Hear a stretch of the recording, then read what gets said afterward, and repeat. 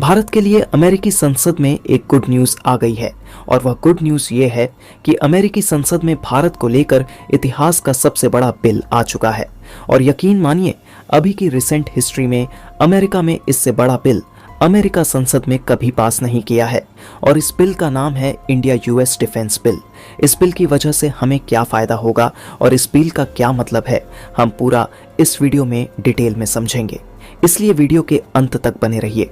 आपको याद होगा कि अब से कुछ दिन पहले मैंने आपको बताया था कि अगर अमेरिका के राष्ट्रपति डोनाल्ड ट्रंप बनते हैं आने वाले नवंबर के चुनाव में, तो यह बात आप तय मानकर चलिए कि अमेरिका भारत को F-35 या उससे भी ज़्यादा एडवांस लड़ाकू विमान और एडवांस हथियार बेचने को तैयार हो जाएगा।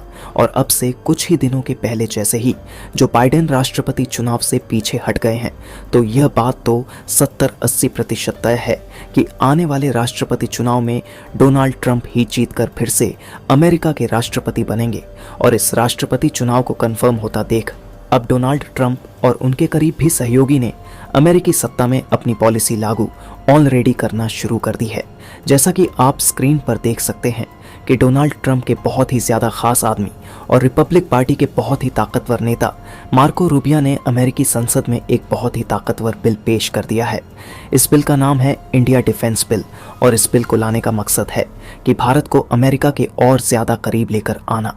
और इस बिल में यह कहा जा रहा है कि जिस प्रकार की टेक्नोलॉजी, खास करके हथियारों की टेक्नोलॉजी, जैसे अमेरिका जापान, ब्रिटेन और फ्रांस को देता है, वैसे ही अब भारत को भी दे।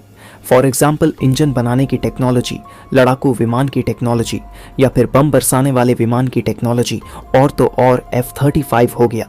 ये सारी टेक्नोलॉजी भारत को भी भेजने की मंजूरी अमेरिका में मिले, क्योंकि अमेरिका सिर्फ एनालाइज कंट्री को ही बचता है इस तरीके की टेक्नोलॉजी। और इस बिल में कहा गया है कि इसका अप्रूवल भारत को भी सेल करने के लिए दिया जाए। और आपको बता दें कि इस बिल को पास करने के बाद जो अमेरिका के बढ़ते हुए खतरे हैं, जैसे कि चीन उसे अगर काउंटर करता है, तो भारत को हमें ऐसे ही ट्रीट करना होगा, क्योंकि चीन अमेरिका का भी दुश्मन है और भारत का भी दुश्मन है।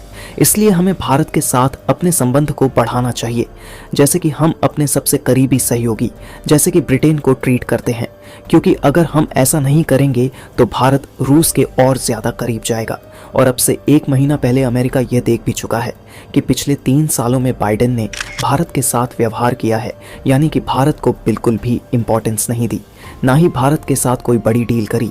तो भारत रूस के करीब जाता दिखा, रूस के साथ डील करी, भारत में काफ़ी ज़्यादा व्यापार किया, जिससे अमेरिका और भारत के संबंधों को नुकसान पहुंचा है।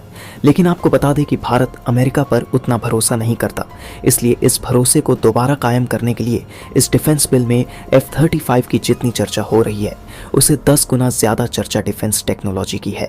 दरअसल आप जानते ही हैं कि पिछले कुछ समय में हमने देखा कि भारत डिफेंस इंडस्ट्री और भारत के पुराने हथियार किस तरीके से जूझ रहे हैं।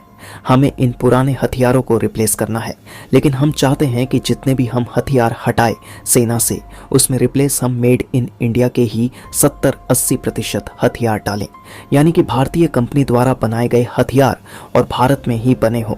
इसलिए भारत को चाहिए ज़्यादा से ज़्यादा हथियार बनाने की टेक्नोलॉजी, क्योंकि आपने देखा है कि पिछले कुछ समय में हमने जितने भी अपने खुद के प्रोजेक्ट स्टार्ट किए थे, चाहे वह एम का लड़ाकू विमान हो और स्टेल्थ ड्रोन हो, सबके प्रोजेक्ट डीले होते जा रहे हैं। इसलिए अगर हमें टेक्नोलॉजी मिलेगी, खास करके अमेरिका की टेक्नोलॉजी, तो हम खुद के हथियार बहुत ही जल्द बना सकेंगे।